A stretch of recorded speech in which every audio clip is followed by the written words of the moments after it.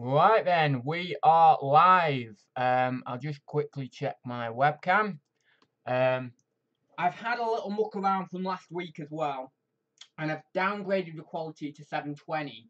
And it seems to be all right. I did the live stream yesterday. There was a little bit of lagging, but that was because I was on my computer screen, and I don't know what it was. I think it was when I clicked sold listings, I got a bit laggy, but it's not so bad. I've got my Wi-Fi extender in this room. It was previously outside, so yeah, it should be a little bit better today. Anyway, the quality of the webcam, I have to say, from the last couple of weeks, is so much better, so much clearer. So really glad I got that webcam. But I can see a couple of people in the chat, so we'll get straight on with this. So can see, a couple more people have jumped in as well. We've got Dr. Doodle Doo, hi there. We've got Peter Ray, we've got Andy Robinson, we've got Bumcrap Picker, we've got Southwest Sals, all the regulars jumping in. Afternoon, soft lighting is back for the ladies. Soft lighting? Why, is the lighting rather good or something? I'm not sure. Yeah, so that's everyone. So, Peter Ray, message retracted. Oh, what naughty message was that, Peter? Come on, spill the beans. Yeah, so it is a lovely day today. It's really, really nice outside. I've been out in the sun actually. My friend Daniel, who some of you will know, some of you maybe not know, is back from university this week. So yeah, I've just been chilling with him the last few days. It's been actually quite it's been hectic the last few days, but I've kind of got everything done that I needed to do. So I've been working very, very odd hours. Like the last few days, I've been kind of working from about 8 o'clock in the morning to, let's say, about 11, 12 in the morning. Then going around Daniel's to see him for a little bit. Then coming back, doing a bit more work. And then funny thing is, the last couple of nights, I've been labelling my parcels for the next day about 8 or 9 o'clock at night, and I wouldn't normally do that. So yeah, it's been a bit odd, the kind of hours. I mean, I normally would work at night anyway when I'm listing, but I wouldn't normally do labelling up on my parcels at night. So that's been a bit odd. But I've just been kind of cramming in as much as I can and really trying to work hard in the time that I've got, so that then I can see Daniel the most, because I know that whenever he's back from university, it always goes far too quick and I never get to see him as much as I'd like to. So I've been trying to reevaluate what I'm doing, and I've not been doing as many listings as maybe I would have liked. However, I think it was Sunday and Tuesday I got about 15, 16 out, and then the other days I've done 10 in between. So kind of 10 now is like my, I suppose it would be called a benchmark, where if I can't get any more than 10 out, then I'll just do 10 listings, and that'll be like my benchmark, my, the lowest I want to do in a day. So I've kind of gone back to my benchmark for the days that I've been here, but also I have tried to exceed that a little bit as well. But certainly it's been nice. I've been able to balance work with seeing my friend as well. So, that's nice. And I always think to myself, even if I do have to sacrifice work a little bit in this time, then it's okay, because next week I can go down to my locker, I can get a load of stuff, bring it back, sort through it, and really get some good numbers on next week. So quite happy, with the way it's been going this week, but it has been quite hectic. Also, sales have been really quite good the last 2 days. Yesterday was over £300. I couldn't believe it. It came out of nowhere. I don't even know how it happened. I had about 4 or 5 sales overnight. And then today's been pretty good as well, and the day before that was pretty good. So I don't even know. I mean, Amazon's been pulling its weight a little bit more, even though I'm still not sending in shipments. So it just shows that, I feel like Amazon has more of a workhorse mentality. Even when you're not sending stuff in to Amazon or to FBA, it's still, those sales still can't even speak. Those sales still keep trickling in. So yeah, that's been really good as well. But I definitely need to send some more items up to Amazon. That is definitely apparent. Right, so I'll just quickly look back in the chat. We've got George Ross in there. We've got I think. Oh, Jasmine Blambury, hi there. I've seen a couple of your comments on my videos. Thank you for the kind words as well. And I think Adam Kelsey's jumped in. I don't know whether I said weather chat with Ads Robinson. Yeah, you know me. I love doing a little bit of weather chat at the start of the video, about 2 minutes or so. I normally do a bit of chat on the weather. Oh, it's terrible and rainy today. Oh, it's just been snowing. But yeah, I don't know. I don't have some weird obsession with the weather, but I do.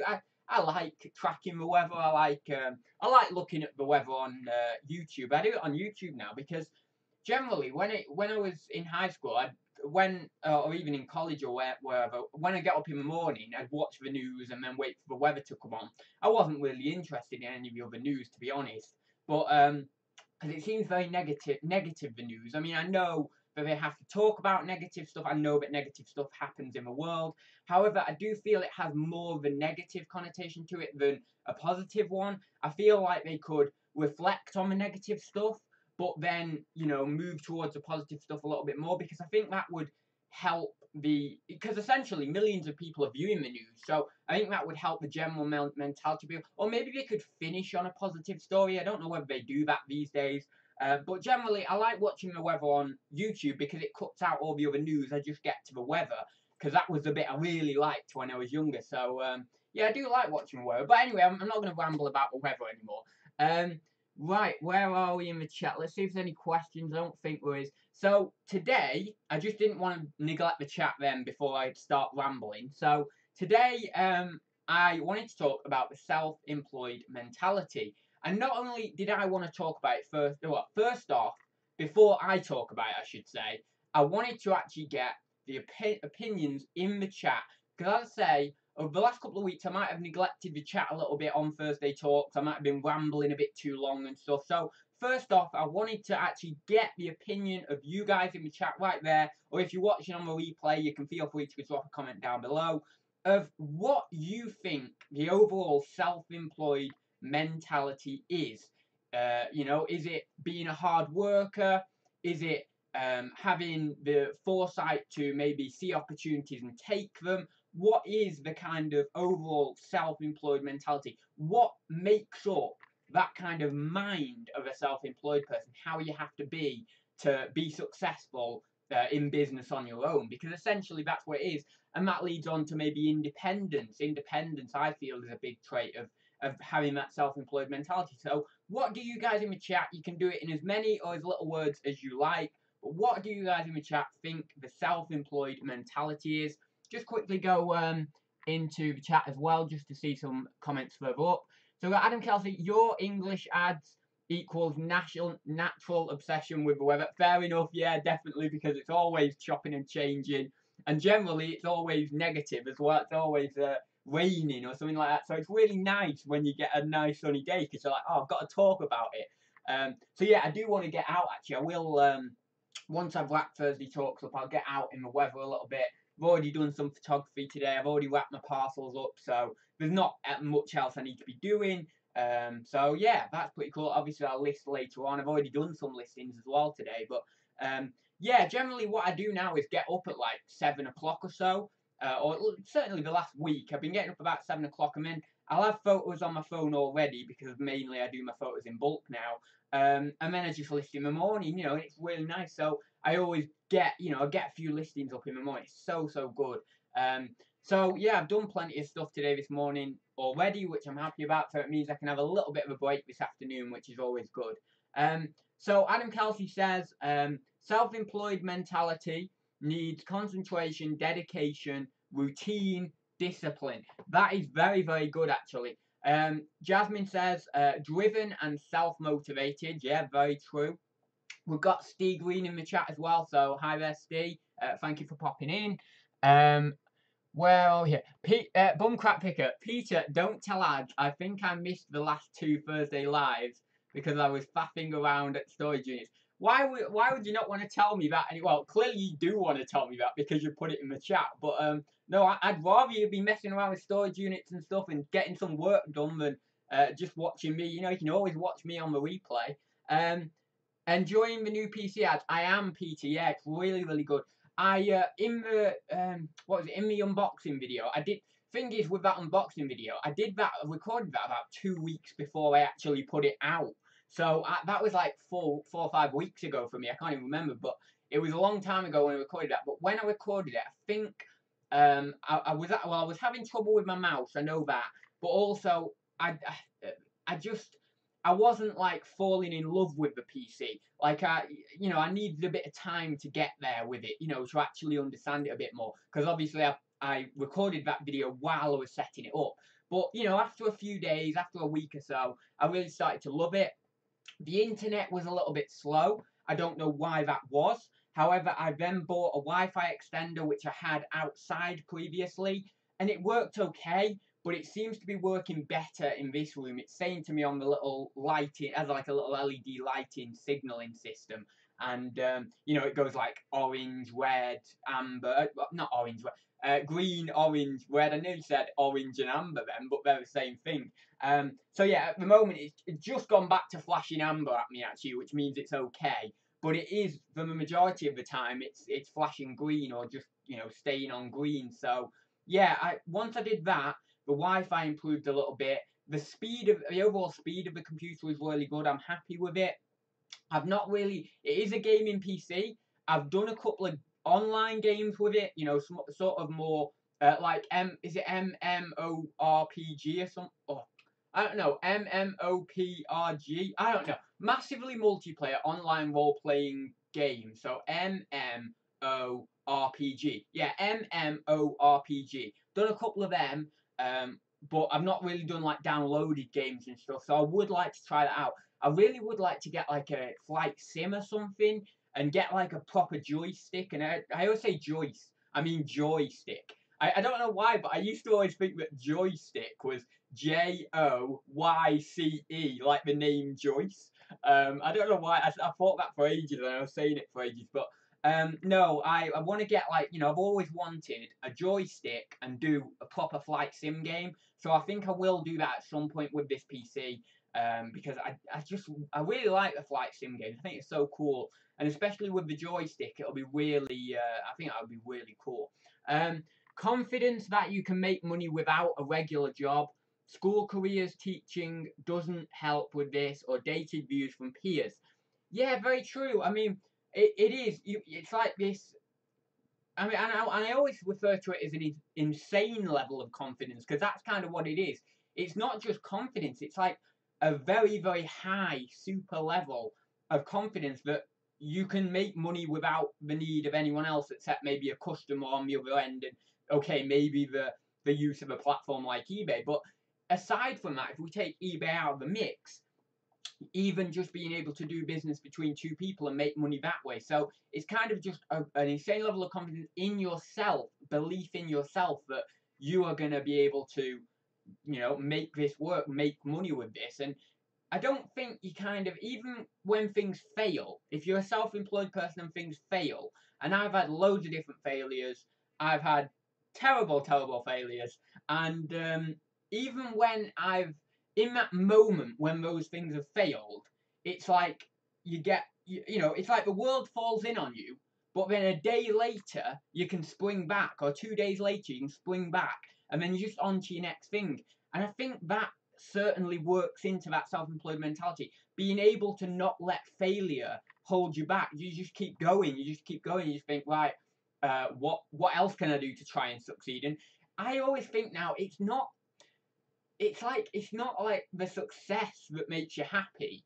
It's because I feel like even though I haven't had insane levels of success, I'm earning nowhere near the level of success of other people or anything like that. Even with other resellers, I'm not earning as much of them. But I do feel, in terms of in myself, that I've been somewhat successful at reselling, and it doesn't thrill me as much as that success. Not reselling. Reselling gives me a lot of thrill. It gives me a lot of joy. But the success that comes from reselling doesn't thrill me or excite me as much as trying, something new that I might fail at. Because when you try something new, it's a completely fresh journey. You don't know what's going to happen. Your head's in the clouds. You might be, I could make $5,000 off this. I could make $10,000 off this, or whatever. And your head's in the clouds, and it's all that like confidence. It's all this like positivity surrounding it, and that kind of journey. Doing this new thing, that kind of starting of your journey, and going forth and trying different techniques out and trying different things out to see what works and what doesn't. That's the real thrill for me. it's not the success at the top of the ladder.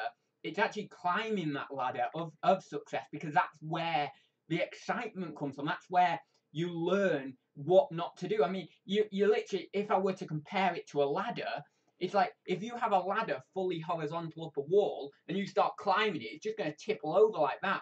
But then you learn from that and you put it at an angle. I mean, okay, that actually speaks a lot of myself, because that's probably something I would do and then fall off the ladder. But yeah, you put it at an angle and then you think, oh, right, I can get it up it better that way. And in that moment that you realise that there's a better way to do it, that's the moment of true happiness. It's not the success at the end of the ladder. It's being able to realise that you can get to the success in a different way than you actually thought, or in a cool way that you didn't think was possible. That's the excitement for me, just personally. So, and it's being able to persevere in the face of adversity, in the face of things going wrong. You persevere and you try things different ways, and then you learn things in that process. But anyway, I'll go back in the chat again. Karen W says, "Hi Adam, is it difficult to switch off from work mode when you have your own eBay business?" It is. I kind of don't ever switch. I've talked about this so many times, but I don't switch off from work. It's just, the best way to describe it is when you go to bed and you wake up, it's like the first thing on your mind in the morning. It's the last thing on your mind when you go to bed, and you're just doing that cycle. You're repeating that cycle, and that's why so many self-employed people. A lot of self-employed people will struggle with mental health issues, stress, things like that. They'll struggle in their maybe later years with physical, illnesses and stuff, because you do, when you're self-employed, you push yourself to your absolute limit, and that is taxing on your body, so and obviously on your mind. So you don't ever really switch off completely. I mean, you can say, right, I'll go on holiday and I'll switch off from a business, and you might be able to switch off to maybe 90%. You might be 90% switched off.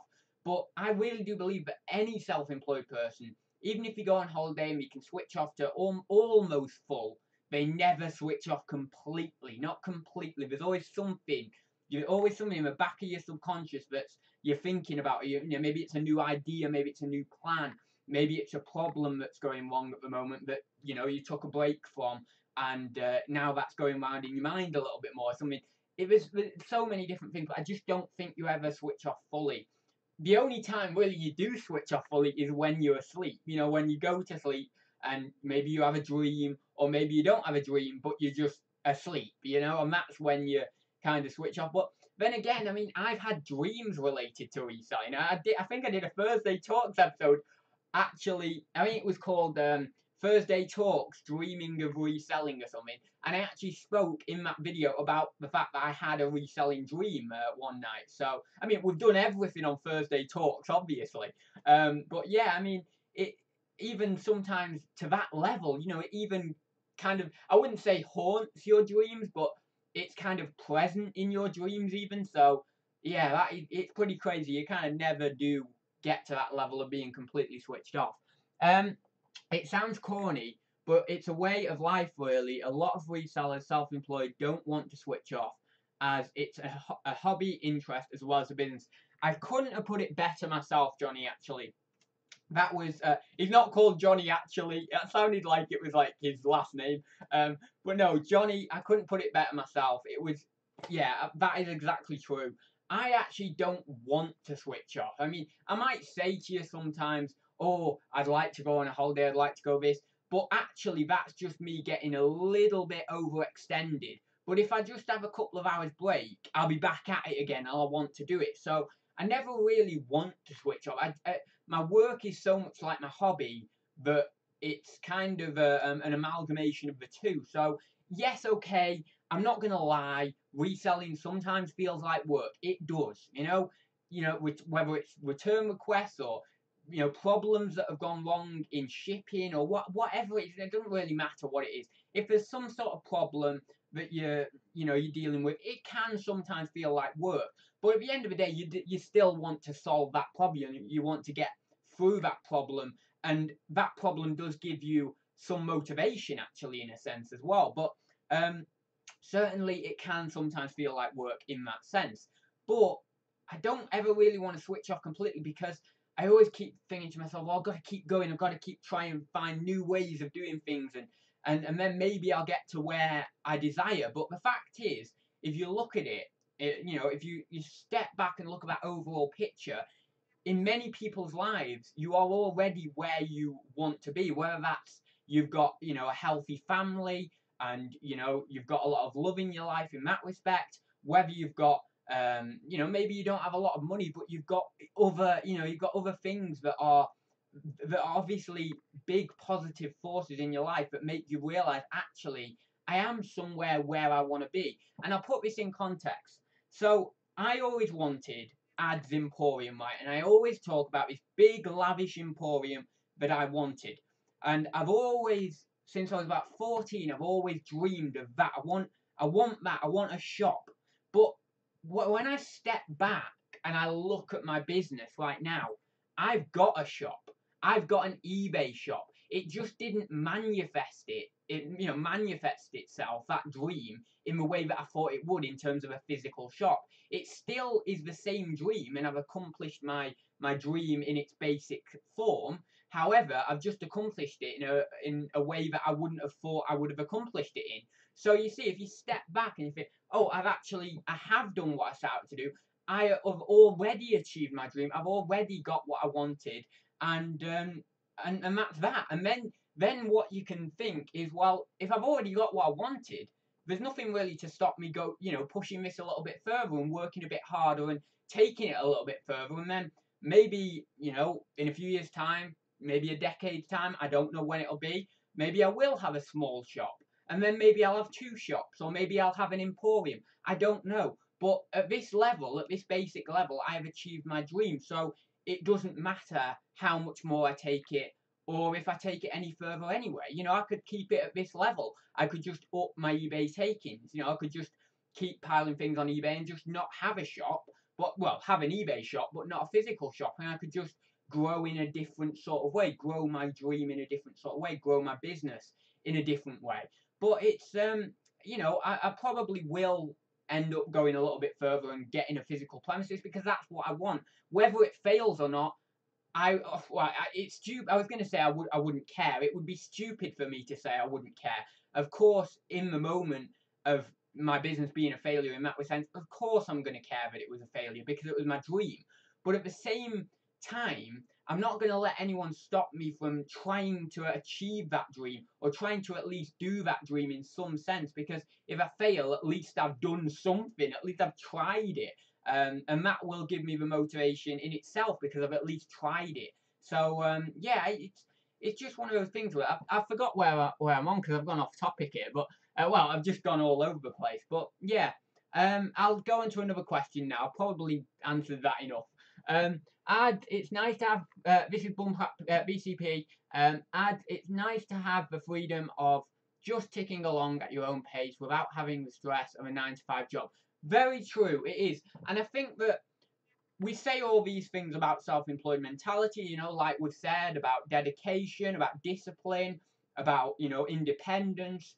But sometimes it is just nice to, sort of replicate that on a smaller level, and just see that actually this is what I want to do on a small sense, just paying the bills, getting through, putting a little bit of money aside for a holiday once a year or whatever, and that's completely fine, and there can be a lot of joy in that. So the self-employed mentality doesn't necessarily need to be grow, grow, grow, and get bigger and get bigger and get bigger until you've got £1 million in the bank, or £1 million in shares, or whatever it is, and you're living off dividend income or something. I don't know, but it doesn't have to be that. It can be the fact that you're content in yourself, you do have dedication, you do have discipline, you have all the necessary attributes, but you're quite happy just ticking along, doing what you're doing at the level you're doing it, and that's your dream. That's, you're doing your business, you've got your dream, but you don't have any insane level of aspiration for, insane growth or anything like that. I mean, I might be a little bit over the top with my dreams, over the top with my growth, but I won't ever say to myself, oh, I'll stop, I won't do that, because that's related to my personality. That's what I kind of want to do. But there's other people whose personalities might be a little bit lesser than me. They obviously have dreams and aspirations, but again, they are happy with the level they're at, and that's completely fine if that's, that's what you're doing. I would like to do. I mean, in some respect of the word, my personality and myself is a burden to myself. I know that sounds very, very weird, but sometimes I just want myself to just take it easy and just slow down. But my personality won't let me. Like I've just not got that personality that can just slow down and take it easy. And sometimes I do wish, wouldn't it be nice if there was like a little switch that I could flick and I could go into more like, 10% ads mode rather than like 50% or 100% ads. Because, having a personality like mine can seem like sometimes a bit of a burden because of how many ideas I have flowing, how many things I want to do, all this sort of stuff. The level of motivation, the level of growth I want, and you can see it. You can see that personality come out in my videos in Thursday Talk specifically. But yeah, so I think there's another question down here. So let me just see. Ads, do you ever feel you're overloaded with reselling? I do, Peter. Yeah, I feel sometimes it's usually on a Monday. It's usually a Sunday or a Monday. If it's specifically a Sunday or a Monday where I've had like absolutely insane levels of parcels, I've got deliveries coming or something like that. I've got to go down to my lockup or something for some desperate need, or whether it's I've got to go down to my cabinet, again for some desperate need. If I've got all this crammed in me in one morning or something, it can sometimes feel like, whoa, I've got too much on my plate here. And I do sometimes feel for maybe a minute or two, but it is kind of only a few minutes, I do kind of feel like I've got no direction. And then what I do, when I get to that point, I feel like I've got no direction, I feel a little bit down, I don't know what I'm doing particularly, because it's quite ironic actually. I've got so many things to do, and I know what I'm doing in terms of all these different jobs, but because I've got so many things to do and I know kind of all the jobs that I've got to do, it can make me kind of flip a switch and make me think, oh my god, I don't know what I've got to do, or what should I do first. So in that moment, I try and write a list, and then I just tick off the most important ones. So I prioritize. So I think, right, well, what has to be done first? Well, I always like on a Monday morning to get my parcels done first, whether that's packaging them up or whether that's actually labeling them up and getting them dispatched. Or, well, kind of both, but sometimes I pack on a Sunday, so Monday morning I just have to label and dispatch. But then I will do that because I like my parcels to be gone, because then that takes that off my plate. I know that the customers are going to get their parcels on the way. So I do that, and then let's say, right, I've got to do X thing, and that has to be done, maybe just after my parcels, because that's the next thing that I need to prioritize. So maybe that would be going down to the cabinet and maybe paying my rent on the cabinet for a month. Well, I'll have to go down and do that. So then I think to myself, right, what's next? And I just go through the list. And then by the end of the day, on days like that where I feel a lot overwhelmed, I feel completely like underwhelmed. Well, not underwhelmed, but you know what I mean? Like kind of, I don't have much to do anymore. So I'm happy, I've ticked off all those boxes on the list. I've done what I needed to do. I've taken that burden off my shoulders, and it just feels, I'm content with what I've done. I've done enough in the day. I've worked enough. I've got the jobs that I wanted to do done. So I would definitely, consider, if you haven't already, starting lists, doing actual lists, and maybe it would be a good idea to put at the top of your list the things that need to be done first. I don't generally do that. I just do them in any order. But what I will do is then pick out the ones that I need to do first, and then do them, and then tick them off. But you can, if you want, put the the kind of priority ones at the top, or maybe put a little asterisk by them or something. But yeah, it does. I do feel overloaded a little bit, but it's generally not all the time. It's generally if I've got a lot on my plate, and you just have to work through it, because there's nothing else that you can do in that moment but prioritize and work through them. Otherwise, if you sit there and you're down, or you just sit down and play games for 6 hours, in 6 hours time the work will still be there, and probably there's going to be more work as well. So it's best to work through it, and make sure that you've worked through it on that day, so then the next day you can start again working through the next day's task, because the next day's task, you're probably going to have more to do. So if you let it build up over a few days, it's just going to overwhelm you even more and even more and even more. So fact is, with my experience, I've just, over the last few years, I've just got on, do it, get it done.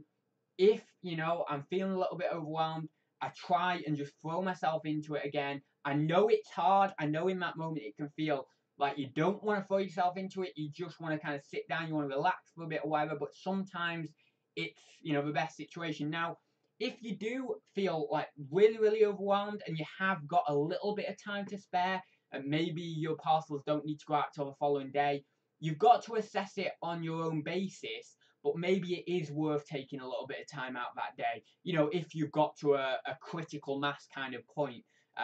But generally, on the whole, I would say, try and throw yourself back into it. Try and get the work done, because you're going to feel better for it. So, yeah, we will go down the chat a little bit. Ads, you should do talks in schools when they are doing jobs experience and talking about careers, giving young people another option. I think you would inspire a lot of people. The school may pay to do. I would love to do motivational speaking. You probably get in Thursday talks. I stand up. I do a lot of hand movements. I've always been quite confident. I like doing speaking. I do get a bit more nervous in front of people than I do in front of a camera, because again, it's like a camera. But certainly, I've done it in college. I've done it in high school. I've done presentations, things like that. I've always got very, very good marks for my presentations. I always try and link in. I do a lot of anecdotes, or maybe not anecdotes, but what's the word? Oh, what's the word? Not an anecdote, but I don't know. Like when you're linking something to something else. I can't remember the word actually, but anyway, it's quite a common thing actually. But no, I do a lot of I try and link it to other subjects that maybe people would be more would know more about. Maybe I tailor it to other subjects that I feel that maybe the people who are watching will know a little bit more about. With reselling, I don't need to tailor it to other subjects, because all you guys are resellers. So generally I can just tailor it to reselling. But if there was a class of scientists and I was teaching them or trying to do a motivational speak on something else, then I would try and tie in science to whatever the motivational the speech was or whatever it is. So yeah, I try and do a lot of that. I have had a little bit of teaching in terms of actually doing effective presentation and doing motivational speaking, but I get a lot from it, and it's the fact that actually you can help people. That's the thing, helping people is the key. If you can help people and you can make a difference in their world, then that is what it's got to be about. I know that there's great money in motivational speaking. I know that there's probably a lot of people who do motivational speaking maybe solely for the money, but there's probably a lot that don't do it for the money. And the problem with me personally is I wouldn't want to do motivational speaking and get paid for it. I mean, nothing wrong with doing motivational speaking and getting paid for it. That's fine.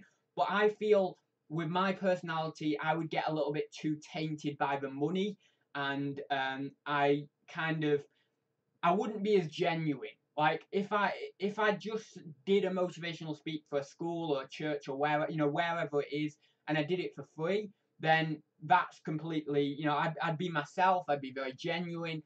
I'd put a lot of effort into it, and I'd make sure things, I'm giving the right information out. But when there's money involved, I kind of just feel personally with my personality, I'd get a bit tainted. I'd obviously still put a lot of work in, but I'd be, maybe a little bit of greed would slip into my mind. I'd try and, get more money and then try and do it for other people. And then I just feel I'd become a shadow of what I want to stand for in terms of in that line of work. So yeah, I don't know. I mean, I would love to do motivational speaking, but I think I would do it as a hobby rather than incorporated into my actual business. But saying that, this video has AdSense on, and if you actually think about it, I'm doing somewhat of a motivational speech night right now, and I'm getting paid a very, very pittance on the AdSense money. So in that respect, it's kind of I'm already you know, I'm already giving into that side a little bit more greed or money or whatever, and I'm not necessarily being, you know, not genuine or anything. So maybe I wouldn't, but I'm just quite kind of trying to think about whether I would or not. I wouldn't want to get tainted. I wouldn't want to get tainted by greed or money in that kind of line of work specifically. But yeah, anyway, we'll go down the chat now, because I always ramble too long on each of these subjects. Right then. Only work 1 to 2 hours a day. Spend the rest of the time chilling. Is that what? Is that you talking about yourself, Gary? Only work 1 to 2. Oh, that is class. That's awesome. Right then. Let me go. Oh, we've missed out a bit of chat here.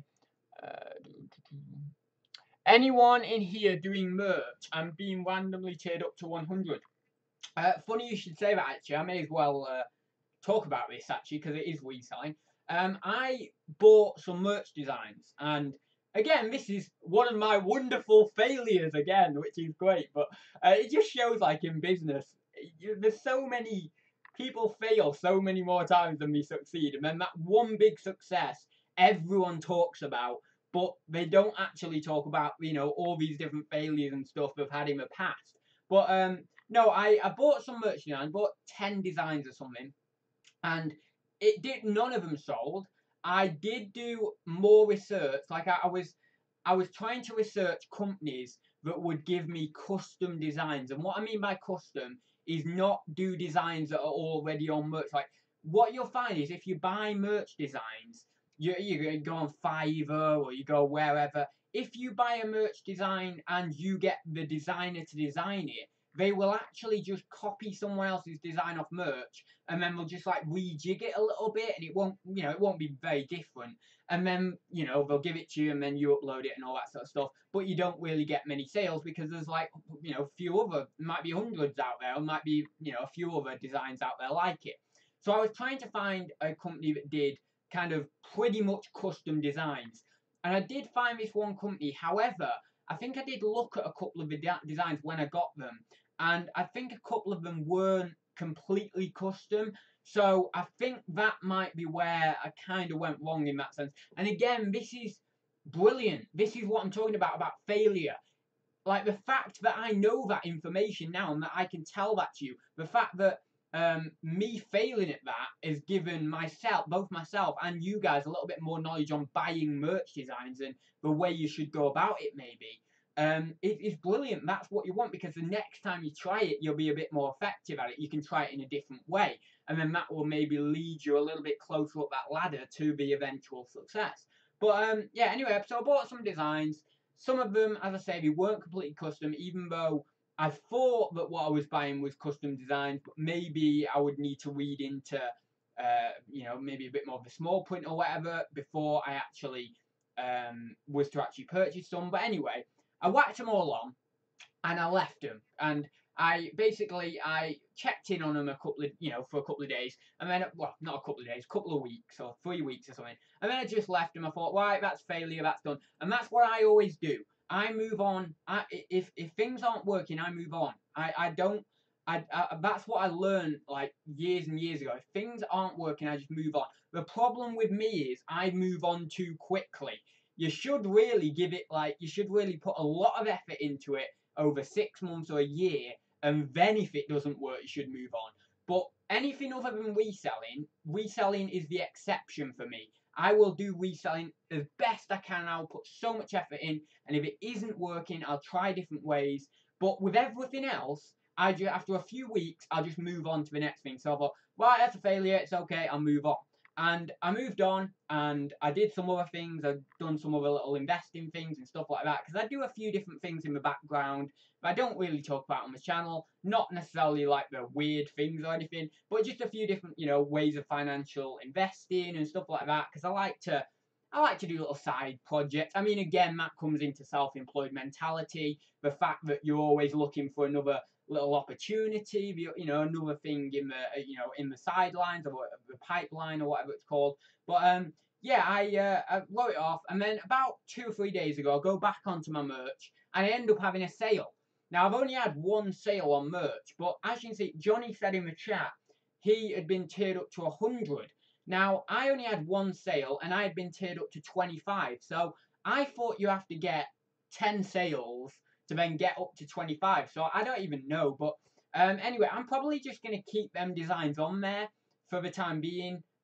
If they, I know after like, is it 3 months or something, they go off there or are not live anymore. I might, put them back on or something. I'm not sure. But yeah, I then maybe in the future, maybe in a few weeks' time, I might think, right, is there maybe a better way of me buying designs? Is it maybe me worth looking into doing designs myself? The problem I had at the time was I didn't want to put more of my time into something, and I still don't. I want investment, so I want passive income, like things that generate passive income. I don't want to put more time into something. I've got enough time. Enough of my time is being spent on eBay, Amazon, or the rest of it. So I want to try and look into some passive income generation, generating a bit of passive income. So, yeah, I don't know, but maybe in the next few weeks, I might look into buying designs a little bit more closely again. Maybe really try and look at these sites in more detail, really hone in what my mistakes were last time and learn from them, and then maybe buy some more designs, get maybe 20 designs on, 25 designs on, and yeah, we'll see. Now, the other option I have is that might actually stop some of this kind of custom design thing is I actually generate an idea for the design of myself so that then, I do the research and I generate the idea so that then I know that that is solid, that that is a good idea, that no one else has got them on, all that sort of stuff, or not many people have got them on or something, and I've distinguished myself a little bit more, then send it to the designer, they design it, I get it back. Hopefully, it's what I want. But if it isn't what I want, then I can request a revision.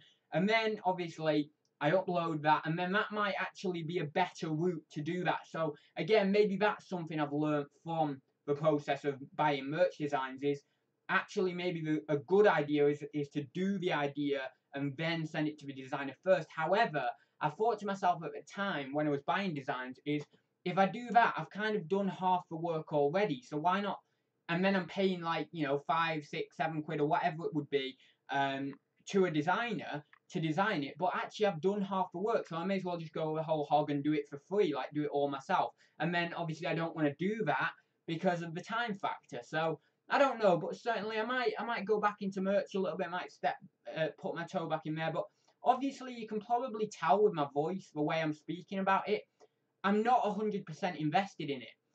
I'm not really excited about merch. It doesn't get me going the same as eBay. So, in that respect, when you're not interested in something, it doesn't work out the same because the success doesn't work out the same because you're not going to put everything you are into that thing. You're not going to try every different technique. You're just kind of going to sort of half-arse it a little bit. You're not gonna do much with it. You're gonna do a little bit with it, but not as much as you should be doing. So, and that's why I always say, I move on quite quickly because the things that don't interest me for long, even if I can make money on them, I just kind of move on, and then I'll go to the next thing, and then the next thing, and then the next thing. And then it's kind of like domino. My like business life has been dominoes falling. It's like doom, doom, doom, doom, doom, doom. All these like right, this one's toppling. Quick, get on to the next one, and then it's just right, quick on to the next one. That's kind of like been my all these different failures just knocking around. It's so. I mean, I don't mind saying it. I'm quite happy to say I've had more failures than successes. It doesn't bother me because I'm at a point now where I feel like I have at least made some success out of one idea, so it doesn't really matter that all the others are failures. Now, if I wasn't at that point, would I disclose the fact that I've had way, way more failures because I've not even had a success yet? Probably not, because I'd be like, I'm a bit insecure because I've not had a full success yet. But yeah, I think it's just business. Again, it's being self-employed. Self-employed people seem to have a running theme of a lot more failures than successes, or maybe an equal level of failures to successes. I don't think you'll ever find one person unless they've been, they've inherited a lot of money, or they've had a lot of money invested into them, or maybe they've just had an insanely amazing mentor who's made all the mistakes for them. But I don't think you'll find many people who, or really anyone who has actually had no failures and all successes. I just can't see it. As I say, with the exception of maybe having a lot of money invested into them as a person, or into their business, or having a mentor who's kind of done all the mistakes themselves, and then just literally handing on a plate to that person what they need to do. But even then, I think there's still going to be some sort of mistake someone's going to make, or some sort of failure they're going to have. Right, we'll go down the chat because that's enough rambling on that one. Question: do you build any type of routine to help prevent any sense of feeling overwhelmed? Yes, I kind of do, I kind of don't. I have a routine in terms of, on a Sunday I'll do my parcels for the weekend, and then Monday morning I'll do my part. Like I said, I label parcels, get them dispatched, that sort of stuff.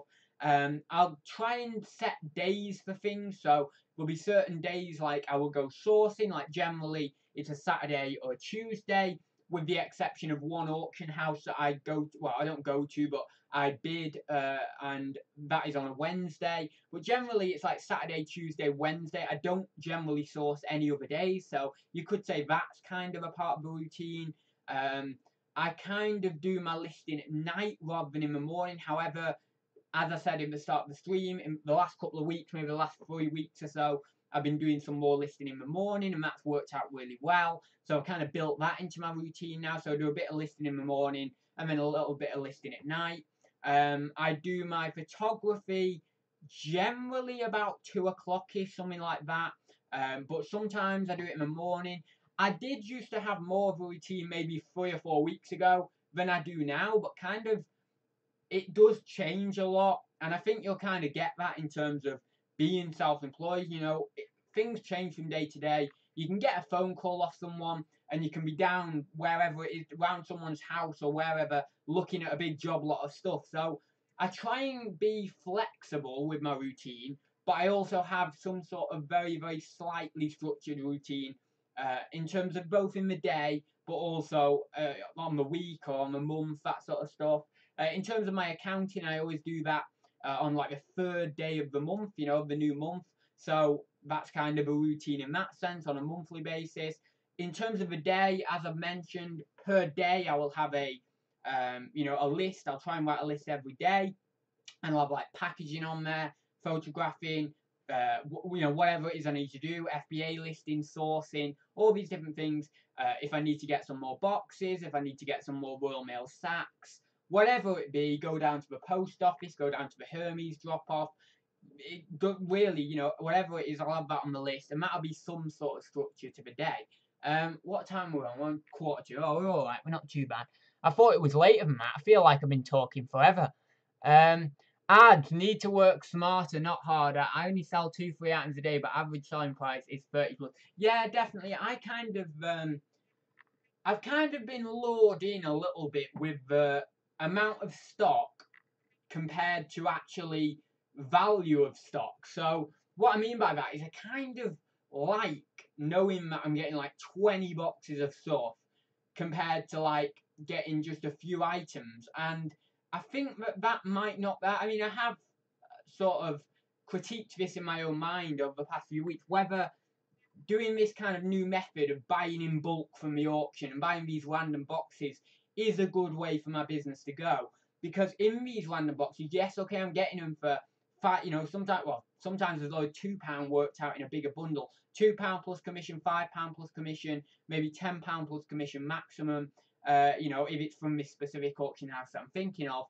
I'm getting a lot of stuff, but then again, there's a lot of wastage that goes to the charity shop nowadays. Like each week now, I'm sending like 4 boxes to the charity shop. Yes, I can still make decent profit on the boxes because only like I literally need to list like one £10 item or 2 £10 items, and then we're done. I can get a lot of value out of the boxes. Like my last auction haul, I paid, was it 385? I think it was, I told you. And I got over 1,500 in listed stock out of that. So even if you take postage, fees, all that sort of stuff, you figure out that maybe on a few items I accept best offer, I've still probably cleared about 500 quid on that. So that's over double my money. And that took me maybe a week to process, maybe just over a week. You would think it would have taken more than that, but to be honest, if you actually add it all up, like add up the little bits of time, it didn't actually take me that long. Like listing 20 items or so doesn't really take me that, maybe hour and a half, something like that, maybe 2 hours. And I think in that job lot, I maybe listed 100 items, something like that. So even out of like 23 boxes of stuff, I maybe got 100, maybe 150 items or something out of that. And that's with tipping, well, not tipping, but charity shopping, quite a lot of stuff. So even doing that and, just picking out the good stuff, I still made a decent amount in terms of listed value on that. And obviously I've been selling a lot of that stuff over the last few weeks, but because that was my first job lot I had. But certainly I feel like very lured in by the fact that I can get loads of boxes of stuff for 1, 2, 300 quid. My last auction haul actually, I got 18 boxes of stuff for 125 quid, which is crazy. And yes, okay, it didn't have as much good stuff in, but there's that kind of lure of I want to get loads of stuff, but not pay a lot for it. Whereas I don't want to pay £300 for one item to flip it for 600 or 700, because I feel like I get a bit, I get like a bit sweaty palms with that, because I think, oh God, well, what if I break that item? What if it doesn't sell or anything like that? And I suppose maybe I'm just saying what ifs there, and maybe I shouldn't be doing that. But I kind of like the fact I feel secure in the fact that I'm spreading my risk over 300 items for 200-300 quid rather than one item for 300 quid. I think it's a security thing rather than anything else really. But I do, again, as I say, I do feel like I'm critiquing that method and whether I should be going for more of the higher value items, lower inventory kind of thing, like I first set out to do. So I don't know, but I am trying to, from the auction job lots, I'm trying to still stick to that £10 minimum. I don't like going below that £10 minimum. I have gone below it a few times in the last few weeks, but I don't like doing it. I like sticking to that £10 minimum, because I think even if I stick to that £10 minimum, I'm building an inventory of maybe about 1,500 items, something like that, then I'm quite happy with that. £10 plus postage. I said to myself about a year ago, what would I be happy packaging something up for? And my number has always been, from that moment, £10 plus postage. I'm quite happy, packaging something up, and labeling it in that for that range, knowing that maybe I've got 50p, a pound, £2 invested in those items. I mean, in the sense of the actual auction hauls, it's probably about 50p an item. So if I can do 50p an item and then get £10, £12, £13 kind of range, I'm happy with that. So yeah, I don't know. I mean, it's that kind of security with the more items for less money kind of thing. But I didn't go to a fine art sale. Well, I went to a viewing, and I did look at a fine art sale. I had my eye on quite a few items. There was 2 items specifically that went for lower than my maximum bid. However, I didn't bid on the auction because on that specific day, I was out with the Celtic traders, so I didn't end up bidding on the auction. But there was 2 items in that. One went for about 85 quid, and I think I could have got about 300 for it. And another one went for, what was it now? And another one went for 95 quid. It was like a silver christening cup, and I reckon I could have got 200 for it in terms of like in a week. So I know it's not the best margin, like with commission it would have been 110, 120, but I could have flipped that on auction for 200 quid within a week. So yeah, okay, I'm making like 40 quid, 40, 50 quid after fees for an investment of 120. But I was so confident that I could flip that for 200 quid on auction within a week. So I thought I could go for that. So that was an option. I think there was another one item that went for all right money as well that I could have made money on. But yeah, certainly. So I do want to, maybe what I have been thinking about more is splitting my business into 2. Doing higher value items whilst also trying to maintain this kind of large quantity, like slightly lower bread and butter value kind of. That, I think that's going to be my bread and butter side, and then maybe do more fine art sales, more one-off items, and that'll be my higher value side. And I think that I could balance the 2. I could juggle the 2. So yeah, I think that's probably what I'm going to do, rather than just give up one or the other, because I do feel like if I were to just do the higher value items, I would get very like nervous because I'm playing with big numbers just for single items. Whereas if I have a lot of bread and butter items as well, I'm kind of balancing my risk, if you see what I mean. So yeah, so I think that's probably what I'm going to do. Actually, that's good because talking it through there has actually made me realise maybe what I want to do. You know, what I need to do in regards to going forward. So that's quite good actually. Where are we in chat? I know I've probably missed out so much, so I apologise. I'm picking. Jojo says I'm picking up a Canon camera for tomorrow. Going to be looking at 6 to 750 return. Wow, that is awesome. He says be brave. I did. I have picked up a few items for like 60, 70, 80 quid. But I do find it hard, you know, to sink like a certain amount of money into one item. I find that quite hard. There was, as I say, but I don't mind doing it if there's a good enough margin. But I'll tell you something else that was at a fine art sale. There was a basic model of a horse. It was a Canadian Mountie on, I think it was a black horse, and I really wanted that. I think it was really, really cool. It goes for about 300 to 350 on eBay. It went for 190 plus commission. It's not a good enough margin for me. And I was looking at the auction. You know, there was a few items that I could have made money on. You know, there was. But at the same time, there was a lot of items that were just going too high. So I don't know if I was looking into higher value items. Maybe I need a better source. Maybe I need a different source than, let's say, a fine art sale. But it was my first one.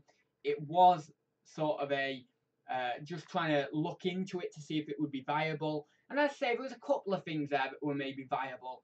But I do feel, again, with the fine art sales in particular, I do feel quite intimidated when I go to them because they are full of so good items and I don't have the knowledge. Like, I don't have the knowledge to go and look at the silver counter or to look at all these different amazing things and bid on them because I don't even know what my maximum bid is. Like, I was saying to my mum, I was looking through the catalogue and I was like, not hardly any of these things are on eBay. How the hell? I mean, I was looking on Google for like other websites that have them on. I could find hardly any information about them. Now, all the other dealers who are like 40 odd or 50 odd, they've been in the game 20 years. They know what market prices are. But me, I don't know. I'm like this new guy.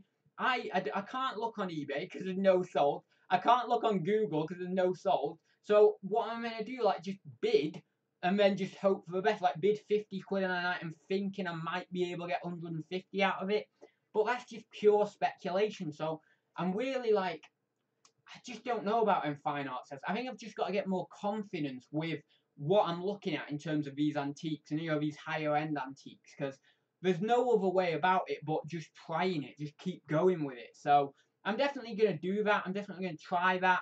But I do feel quite like overwhelmed with the level, the kind of benchmark of the stuff there, the quality of the stuff there is incredible. And I think general sales I feel quite comfortable with because it's like, it's, you know, you can buy a box for 10 or whatever, nice and easy, you know. And I just feel more comfortable there. But even like buying slightly higher value items at general sales, I can be comfortable with because they don't generally go for as high. But when you're talking, you know, every item in an antique sale is going for £100 plus or £200, £300, or even in the thousands, it does get a little bit intimidating. Where are we? Right, so I'll just check up the chat.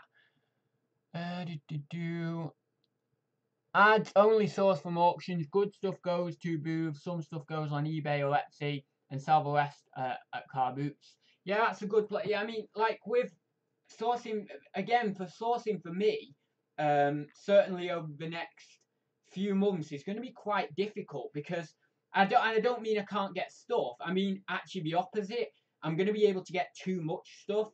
And in terms of going to car boots, I'm going to be going car boots on a Sunday. I'm going to be doing auctions. I'm going to be doing charity shops. And I think I'm just going to have to cut one of them out because it's just going to wear me out too much. I can't do car boots, charity shops, auctions, this, that, the other, you know, local deals or whatever. I can't do all that. So I think that I'm going to have to kind of streamline a little bit more and look at how I'm sourcing and the efficiency the time efficiency of how I'm sourcing. So yeah, I do think that that's going to become an issue for me. So maybe it would be good just to say to myself, right, I need to source here and here, and that's what I'm going to stick to, because otherwise I'm just going to burn myself out on the sourcing front, let alone the, I don't know, the selling, the listing, the photography, packaging. So I think it's good that, as you say there, guy, you only sell some auctions. It's kind of good because you've streamlined it.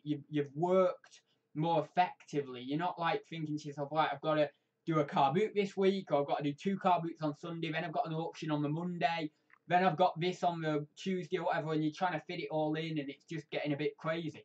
So yeah, do let me go down a little bit. George says Facebook is like something really pushing hard. Just having a look through the chat. One sec. Ads will PM you later on Facebook. Okay, awesome. I will look forward to that, Gary. Hi there, here. So today we are talking about, or we were talking about, self-employed mentality. So I asked people at the start of the chat, and we're going to close up in a minute because we've just gone over the hour. But if I ask you specifically, Z, what is your thoughts on the self-employed mentality? What do you think the self-employed mentality is? Is it the fact that you're independent, that you're going to go out of your way and seek out new opportunities? What do you specifically think the self-employed mentality actually holds in it? So yeah, it'd be really good to get an answer from you. I'll be doing a free giveaway on Polaroid. Oh, on your Facebook page. Yeah, I saw you were gonna. Yeah, you did a poll or something, didn't you, to say like what you should give away? I think. George, can you follow back? Like for a like or follow for a follow or something. God, I remember doing all that. It's funny. Right, I'll just quickly go up the chat, see if there's anything else. Oh, Shelster Rooney's in. Hi there, glad to have you in. Oh, Jamie Kenley's in as well. I think just generally a lot of chat up the chat here, so I don't think there's anything new up there. No, it don't look like it. Gemma Lou's in, or was in. Power Reselling was in. Sorry, I missed you there. Right. Oh, someone said what was that? I think someone said, where was it now? Someone said, oh, there it is. Johnny D said, that's the hit the bell thing for. Well, what's the hit the bell thing for? The hit the bell thing for is for notifications. I think it does sound a little bit wrong, that does. If you take it out of context, it sounds a little bit odd, but yeah. Right then. Oh, where are we? We jumped again.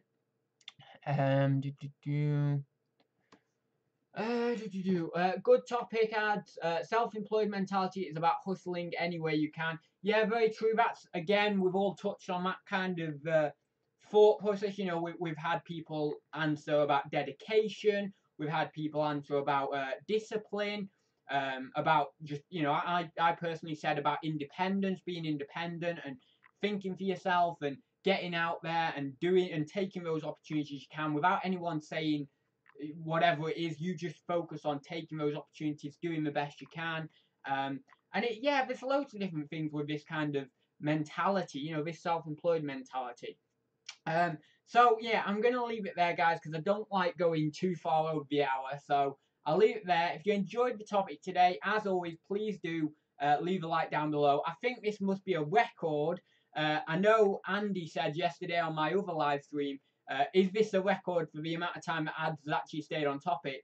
I think this might be one of the records for it as well. I know I went a little bit off topic, but not as crazy as I normally do. So yeah, I think I've stayed on topic pretty well today. So I'll leave it there, guys. Oh, sorry. Big Creator says, it just popped in, says, do you aim for top rated seller status on eBay? And if yes or not, why? I have been top rated for best part of a year now. About a year ago, I slipped under. I went to above standard for maybe about 3-4 months, something like that. And then I got back to being top rated again. But I managed to keep it for probably almost a year now. Really happy with that. You should definitely aim to be top rated. Not necessarily, well, I think you should. I don't know whether you get any major benefits from it. I know there's something like a 10% fee discount if you qualify for certain circumstances. I don't know, but I don't think I get that 10% discount because I don't qualify for it. But just the fact that you are top rated, I think, in itself, it's an achievement for you. Being top rated is a nice achievement that you can say, look, that's what I've achieved, on my eBay. So I think if nothing else, it's just nice to be top rated for yourself. So yeah, forge your own path. How has someone disliked already? Oh, there's loads of dislikers. Just ignore them. They're always going to be there. And to be honest, I do quite like I don't know whether regularity is a word. Maybe it is. But I do kind of like the how regular these dislikers are coming on, because it shows that at the end of the day, self-employed mentality is about being persistent. What do these dislikers have? They have a crap ton of persistence. So you have to give them that. You have to say, look, they're being as persistent as I am in creating these videos. So we've got to give them a little bit of what's the word? I don't know. A little bit of kind of positivity back to say, look, you're being persistent. So congrats for the level of persistence you're having. So don't worry about it. It's all right. There's always going to be people out there who, don't particularly like what you do, but you've just got to accept that. I've got a personality that probably a lot of people don't like. So I'm amazed that I don't get more dislikes, really. So yeah, I'm just thankful for all the guys who pop in the chat and are always positive on the live chat and indeed in the comments after the show. So yeah, that's what you've got to kind of live for, really, on YouTube. So anyway, I'm gonna leave it there, guys. Thank you very much for joining me, and I will see you in the next video. So I'll see you very soon, guys.